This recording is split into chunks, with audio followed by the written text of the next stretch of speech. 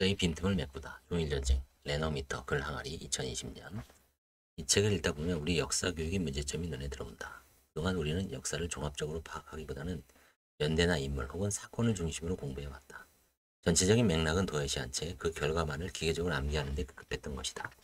이러한 과정에서 생긴 역사 인식의 빈틈은 편견을 내면화하거나 아전인수식 시각을 굳히기 쉽다.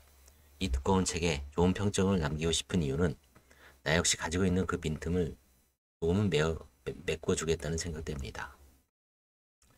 20세기 동아시아 역사는 크게 일본의 패권 추구와 몰락, 중국의 권력 이동, 한반도 분단으로 나눌 수 있다.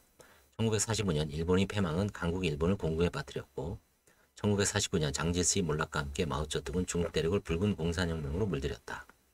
1945년 해방과 동시에 남북으로 분단된 한반도는 1950년 전쟁 이후 두 개의 나라로 갈라져 지금껏 통일되지 못한 상태로 남아있다.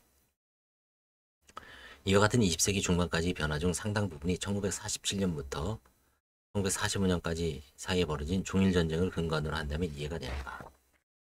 제2차 세계대전의 발발이 공식적으로는 1939년 히틀러의 폴란드 침공부터라고 하지만 1937년 동아시아에서 이미 일본과 중국은 전쟁을 하고 있었다.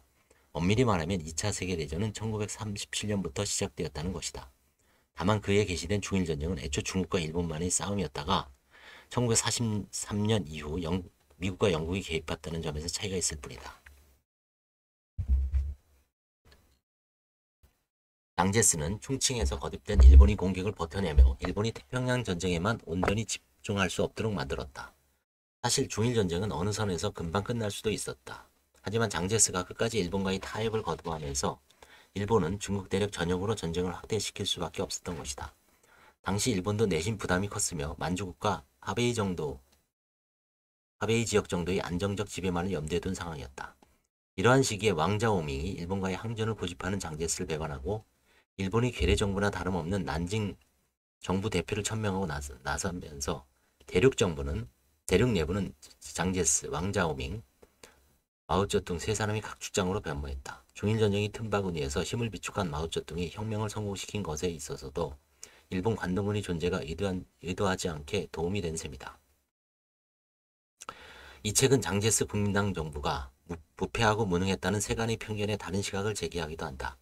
저자는 중국을 자유민주 국가로 세우고자 했던 장제스의 노력과 굳건했던 항일 의지를 높이 평가하며 카이로 회담에서 그가 루즈벨트 처칠과 어깨를 나란히 하고 제2차 세계대전 이후의 동아시아 재편 논의에 참여했다는 사실을 거론한다. 물론 의사결정의 대부분은 루스벨트와 스탈린 두 사람이 주도했다. 그러나 조선은 일본으로부터 독립시켜야 한다는 주장을 카이로 회담에서 장제스가 처음 했고 이것이 결과적으로 미국과 소련의 두 정상에게 영향을 미쳤다는 점은 인정해줘야 한다. 한 것이다. 다만 이로 인해 우리 민족이 분단에 이르게 된 현실이 뼈아프게 안타까울 뿐이다. 중일전쟁이 한창이던 1938년 허난성 항어강 뚝을 폭파하여 수십만 명이 목숨을 잃게 된 사건과 1942년 허난성 대기근은 명백히 국민당의 책임이다. 1937년 일본군에 의해 30만 명이 죽은 난징 대학살에 분노하면서도 그 이상의 사망자를 낳은 황허강 뚝 폭파 사건이나 대기근에 대해서는 국민당을 비판한 사람이 그리 많지 않다. 오랜 전쟁으로 70만 명 이상의 중국 국민당군이 죽었으며 일본군도 수십만 명의 젊은이가 희생되었다. 그 혼란을 틈타 새를 키운 마오쩌둥은 결국 장제스와 국민당을 대륙에서 축출했다.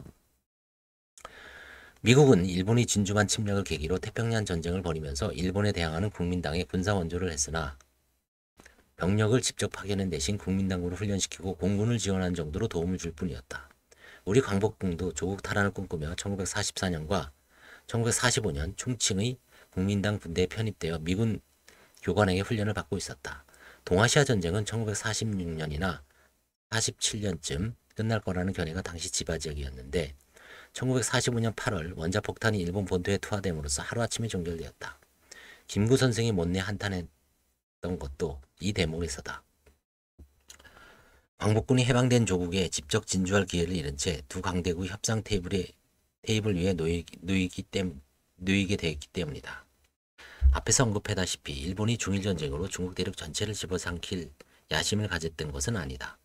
군대를 제대로 통제하지 못해 관동군이 먼저 사고를 치면 정부가 뒤늦게 승인하는 형식을 되풀이하다 보니 원치 않는 전쟁의 늪에 빠져든 것이다.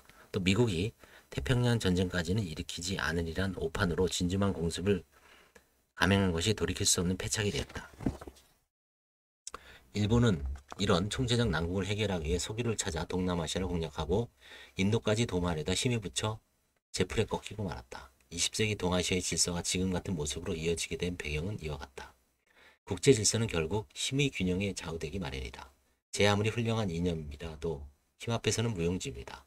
중국을 독립시켜 발전된 나라로 만들겠다며 호언하던 장제스, 마오쩌둥, 왕자오밍 중 오로지 마오쩌둥만 살아남아 대륙의 주인이 되었다.